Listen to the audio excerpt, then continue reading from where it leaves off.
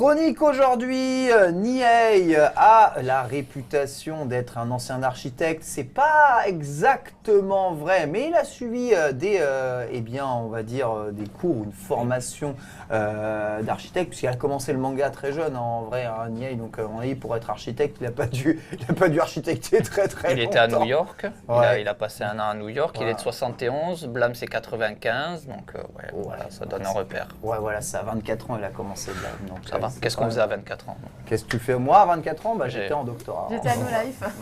T'étais à No Life, c'est vrai, t'étais à No Life. Donc je me suis dit que ça serait peut-être l'occasion de parler un tout petit peu de l'évolution de l'architecture des maisons japonaises. En parlant, on va dire, des maisons dites du peuple. On va pas vraiment pouvoir parler de toutes les maisons du peuple, on va dire, d'avant Jésus-Christ jusqu'à maintenant.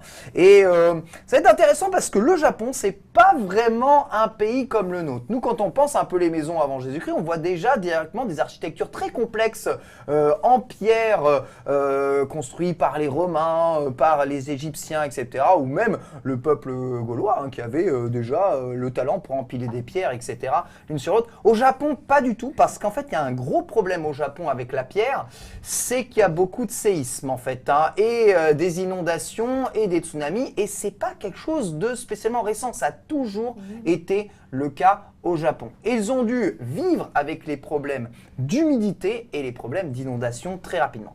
C'est pour ça que dès, on va dire avant Jésus-Christ, dans la période que l'on appelle Yayoi de moins 300 avant Jésus-Christ jusqu'avant, ils ont mis en place très rapidement, avec l'arrivée de l'agriculture, des maisons en pilotis.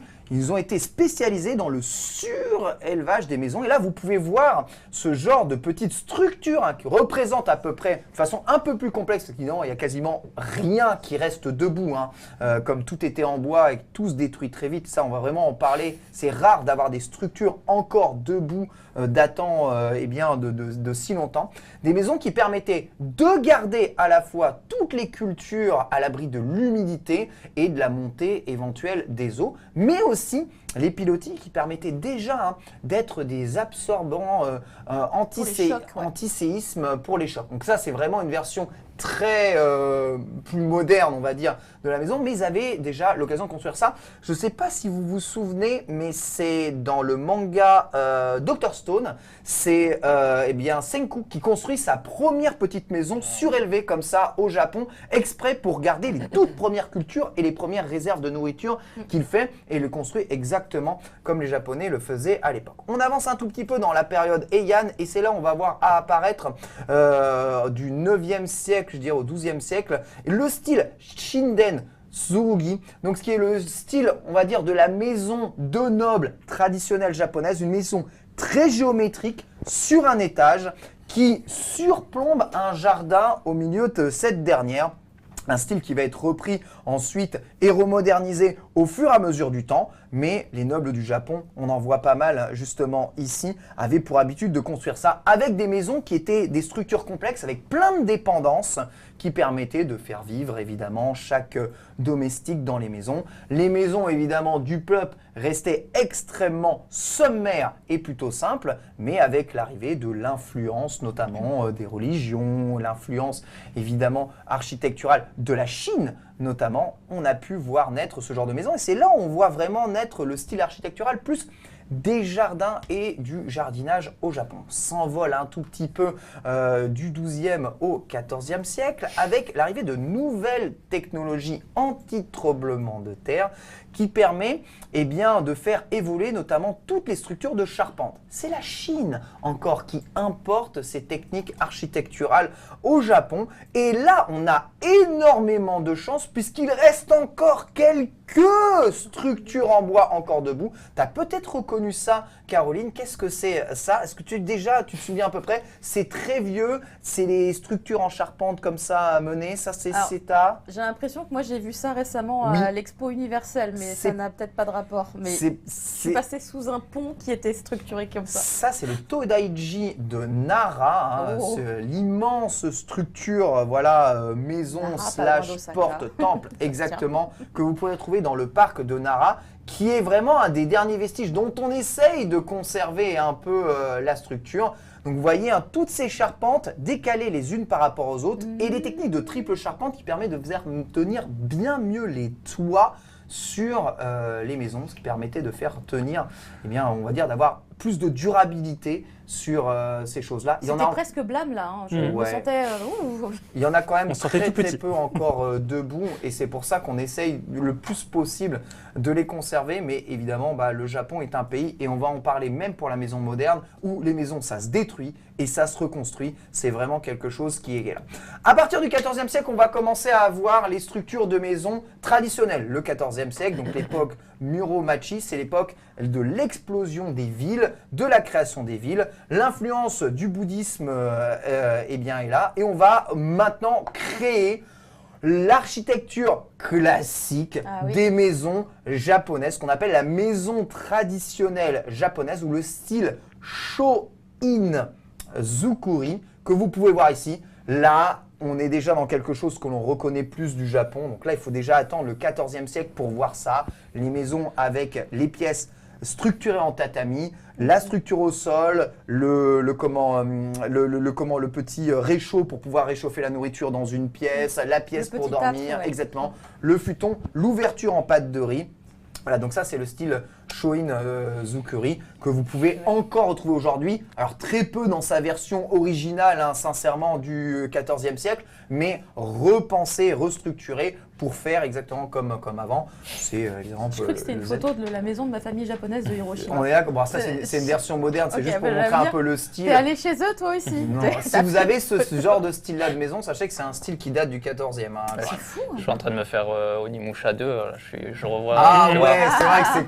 Moi je suis heureux, tu vois. Là quand je vois ça... On est complètement là-dedans. On va traverser maintenant dans la période où les villes commencent à être de plus en plus présentes, la période Edo. Et dans la période Edo, c'est là où on va vraiment marquer deux styles de maisons différentes. Vous allez avoir les maisons de type Machiya et les maisons de type Minka. Exactement. Alors ça, les Machiya, voilà, c'est ces maisons-là. Une ville comme, il me semble, Takayama est remplie de maisons comme ça. C'est la maison de ville, on va dire, la plus traditionnelle. Évidemment, encore en bois, hein, vous voyez, hein, dans les structures. 2 étages, voire maintenant aujourd'hui 3 étages, avec entrée, le genkan, l'arrivée dans la pièce de vie. En haut, les étages pour avoir eh bien, le dodo. Au rez-de-chaussée, la salle d'eau, la salle de bain, la salle de cuisine. Voilà, donc ça c'est vraiment le style Machiya. Des maisons de ville souvent très étroites, hein, pour optimiser encore la place. Il y en a plein, hein, d'ailleurs. Kanazawa, je recommande. Kanazawa, il y a tout un coin à Higashi Chayagai. C'est une espèce de mini Kyoto. Où tu as une vieille ville encore comme ça. Que des chayas, plein. Il y a même encore des je crois qu'ils appellent les geiko là-bas, mais c'est des geisha aussi. Donc les gens qui veulent éviter la foule de Kyoto, venez à Kanazawa. J'y venais, genre j'y suis. Mais allez à Kanazawa.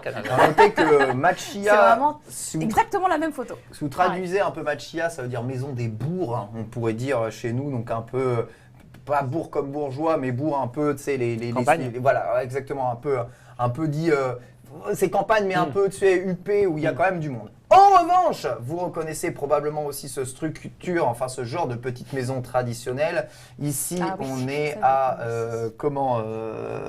Shiragawa-go, justement vers un des derniers villages qui conserve les structures traditionnelles des fameuses Minka, ces maisons de campagne traditionnelles avec les toits en paille. Ça aussi, c'est issu du XVIIe siècle et du début du XVIIe siècle. On voit ici, il y a un an, quelques images que j'avais tournées justement là-bas en balade dans la ville. Donc ça, c'est la préfecture de Gifu, il me semble. Et c'est juste somptueux. Et sincèrement, ces maisons sont à la fois continuent d'être restaurées et entretenues depuis l'époque.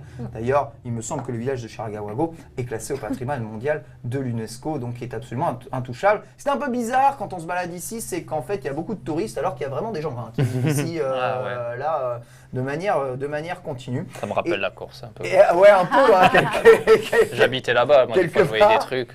Mais ce qui est ouf, c'est qu'en vrai, maintenant, quand vous allez dans les maisons de campagne ou quand vous allez en ville, on va garder cette structure-là quasi quasiment depuis la période Edo. Et on va marquer un gros changement architectural au Japon arrivé à l'ère Meiji. Donc l'ère Meiji, après la révolution japonaise, c'est l'ouverture du Japon au monde et c'est l'arrivée de l'influence occidentale au Japon. Donc évidemment, les structures complexes en pierre commencent à être de plus en plus présentes, et notamment une pierre.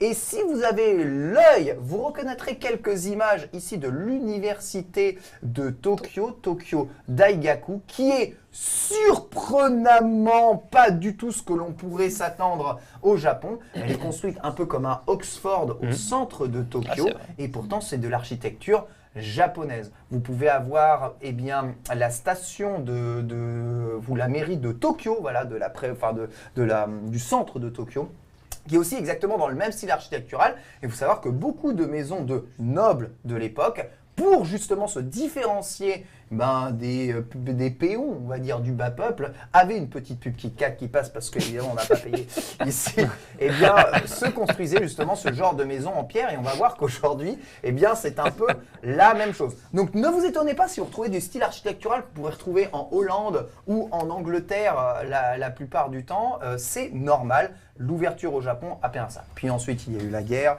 Vous savez, après la guerre, le Japon s'est restructuré après avoir été complètement détruit sous l'influence américaine. C'est l'arrivée des buildings et des buildings et des buildings. Je ne vais pas vous faire toute la traçabilité des buildings. Tokyo est, à mon avis, devenu tellement non cohérent architecturalement que c'est une ville qui est en vrai un peu dégueulasse. Non, dégueulasse, c'est pas le bon mot. Franchement, c'est un peu dégueulasse. Je sais pas, mais il n'y a aucune cohérence architecturale entre tous les trucs. C'est la beauté de la décadence. On va dire ça, ouais, vas-y, on peut dire ça. Mais c'est un peu bizarre. Cela dit, il y a quand même des cohérences qui restent. Donc les fameuses machiya ont continué à évoluer, et on peut retrouver dans le style moderne maintenant la fameuse maison traditionnelle japonaise, donc celle qui se trouve sur peu de surface, sur 3 étages, donc ce qu'on appelle un peu la Minka moderne. Il me semble que j'ai une petite vidéo, alors là c'était ici Japon Village que j'avais tourné justement ici. Alors ça c'est juste après, ça c'est la vidéo, l'autre vidéo avant, excuse-moi, j'ai oublié de t'inverser les deux trucs, ça c'est vraiment la conclusion. Donc voilà, ces maisons-là sont des maisons construites en bois. Leur durée de vie est généralement, et ça va peut-être vous faire halluciner, de 20 à 25 ans. Ouais. Donc, ce sont vraiment des maisons qui ont un time over. Généralement, les Japonais construisent ces maisons aux alentours de 3 000 à 4 000 € le mètre carré. Au bout de 20 ans, ils retirent tout ce qu'il y a dedans, ils rasent la maison et reconstruisent une maison neuve. Ces maisons sont faites en bois sur plan, vraiment taillées pour être construites en 3-4 mois chrono sur des terrains extrêmement petits. Évidemment, il y a toute la modernité que l'on peut avoir à l'intérieur. Et finalement, grâce à la structure en bois et les isolements, c'est pas si mal isolé que ça, contrairement à ce qu'on pourrait penser, bien mieux isolé que les maisons en bas avec les papiers de riz que l'on peut avoir à l'époque. Mais le truc, c'est que ça, c'est la maison de Monsieur Tout-le-Monde, celle qui se détruit, Quand on est, on va dire, un peu plus aisé au Japon, on a envie de complètement autre chose, et c'est normal qu'on ait envie d'autre chose parce que toutes les maisons sont quasiment construites en bois depuis toujours à cause des séismes, à cause de tout ça. Les riches, ce qu'ils veulent maintenant, c'est plus de béton, et du coup, il y a une mode qui dure depuis les années 80, 70-80 au Japon, du brutalisme, qui a été influencé par l'architecte Tadao Endo, qui a vraiment popularisé ça au Japon, où on va aller construire des maisons sur des blocs de béton brut et conserver toute une maison créée ensuite et décorée au travers de cette matière, le béton brut. Et ça, quand vous allez dans les quartiers extrêmement riches du Japon, vous allez en voir des tonnes, des blocs de béton qui ressemblent à des bunkers sortis de terre avec 3-4 fenêtres et souvent des puits de lumière qui arrivent vers le haut, totalement aménagés. Pourquoi est-ce que les Japonais sont extrêmement fans justement de ça? Parce que c'est pas la maison de Monsieur Tout-le-Monde et ça leur rappelle pas forcément, on va dire, des bunkers que nous, ça vous rappelle Jardiland peut-être, ça vous rappelle pas des bunkers que l'on a pu traverser eh bien, voilà, dans les périodes sombres de leur histoire, eux, ça leur rappelle le durable. Une maison qui dure, une maison qui se distingue des autres et une maison qui est à l'épreuve de toutes les intempéries et de tous Donc les construit séismes. toujours sur une base de sable Construit- pour les tremblements de terre. Exactement, Ah ouais. voilà, exactement. Et donc, ces maisons de style un peu brutaliste, dont il n'y aura pas de crépi, rien, vous allez avoir le béton brut. Si vous allez du côté d'Omotesando, du côté de Ginza, etc., vous en croyez de plus en plus. Et voilà, c'est un peu souvent, si vous tapez maison de riche au Japon, vous allez trouver des trucs comme ça. Maison de riche au Japon. Entre Au deux Kanemoti. pubs. Voilà, donc encore une fois, l'architecture très influencée par la religion, mais aussi eh bien, les intempéries qu'il y a au Japon et eh bien, l'arrivée aujourd'hui de maisons de style brutaliste. Voilà un peu pour l'évolution de l'architecture au Japon, en étant très succinct. Eh bien, J'espère que vous avez appris quelques trucs. Merci Ouais. beaucoup Ken. J'ai Chronique appris bien beaucoup de construite. choses. Merci, c'est Ah gentil. oui, oui, oui. Maintenant, on est des professionnels aussi.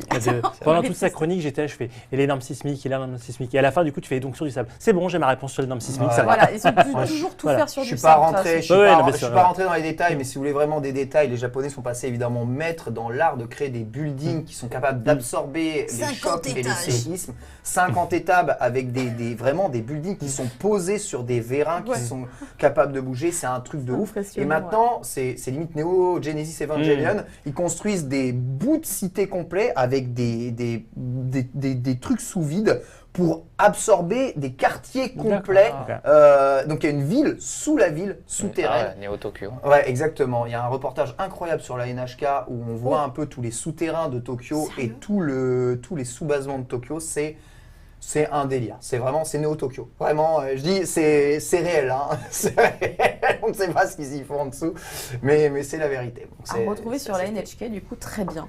Je prends note Exactement. parce que ça m'intéresse beaucoup. Merci Ken.